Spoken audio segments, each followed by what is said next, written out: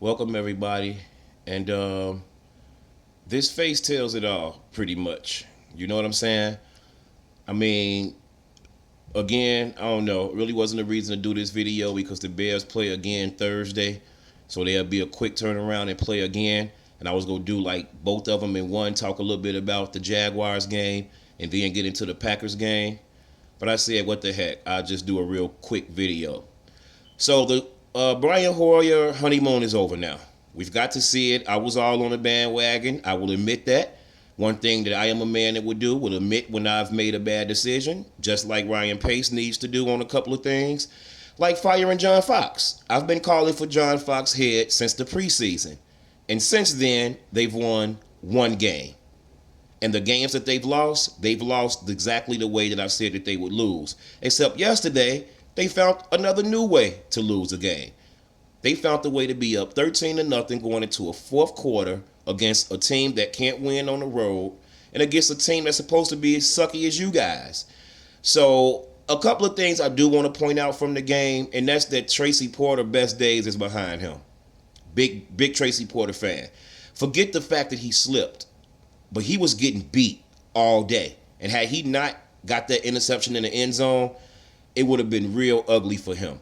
He's getting burnt from jump off the line of scrimmage, and the receiver is beating him every single time. And I'm tired of this big honeymoon for Bryce Callahan, too. I don't see what all of you experts see with him. He's also getting beat and can't tackle to save his life. You know? So the defense did a good majority of the game, but as usual, they turned it to the Chicago Bears defense, and they sucked. The offense, I don't know what happened with Jordan Howard. Sometimes you got to get a defense they credit. So, I'm not going to beat him up. That's still a good running back. But there has to be a change because I'm a big Hoyer fan. And I was telling my girl yesterday, I'm not going against Hoyer right now. But Jay needs to get back in there for the obvious reasons. He's getting paid $16 million. I have no problem moving on from Jay after this year. But with the fact that Hoyer can't get the ball in the end zone and he can't read receivers, man, my girl saw so many receivers open yesterday. At this point, I'm willing to take Jay's turnover, his one interception and fumble a game against his big plays. Because one thing about Jay, when it come down to that crunch time in that fourth quarter, I got a feeling we would have won these last two games last week. So I will put Jay back in for the rest of this year. See what he can do. It's already a lost season.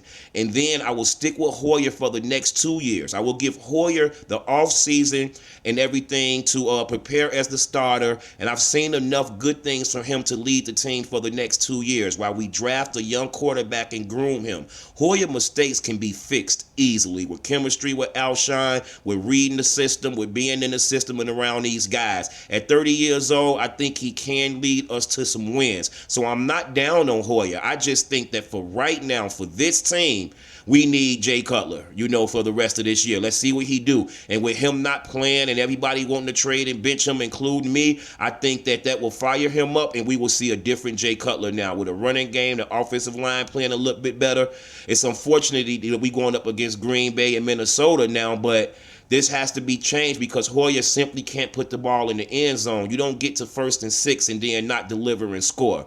So that's pretty much it. Other than that, the Bears played a nice game the whole game until the end. So I'm not going to sit back and dog them. This is a coaching problem. John Fox is too conservative, and this is what got him out of Denver. And now we seeing it. So much for the second year in John Fox era where he turns things around. This is a nightmare, and it's not fair. Somebody pointed out that Mark Trestman had a better record in his tenure at this time than Fox does right now. And what happened to Trestman? They fired him. So this is the thing. If the Bears end up getting a top 3, top 5 pick and they fire John Fox, then I look at this season as a success. He is not the man to lead this team. He's too old. His ways are old-fashioned and they're outdated in the NFL. That's just the reality of it. I'll keep Ryan Pace. Let him bring in his own coach. Let's see what happens. The roster is okay. This is a coaching move. I would either bring Fangio and even Doyle Logans. See, Logans didn't call a great game, but he's not the head man. He don't make the final overall decisions. That's all on Foxy. And it's also a couple of times I would have went for it on some fourth downs. just disappointing, man. So at this point, guys, I'm gonna go ahead and exit out because we got a quick turnaround against Green Bay Thursday night on CBS, and I'll be coming back Friday morning with that video. But comment, subscribe, and let me know what you guys think should be done about the Bears' current situation, about what y'all think what happened the last couple of weeks when we had a chance to win and we couldn't get it done. I really need to know what y'all think about Hoyer. Should he stay? Should Jay come back now? With Pernell McPhee set to come back, we get Jay in there, man. We get a little spunk. We did beat Green Bay last year at their place on a Thursday with Jay quarterbacking. You know, Jay should be healed. He should have been back in week 2. He already know the system. Throw him in there. We need some touchdowns. I don't care what y'all, what's going to happen, but we got to get some touchdowns, man. So let me know what y'all think. All right, I'm out of here. Pew.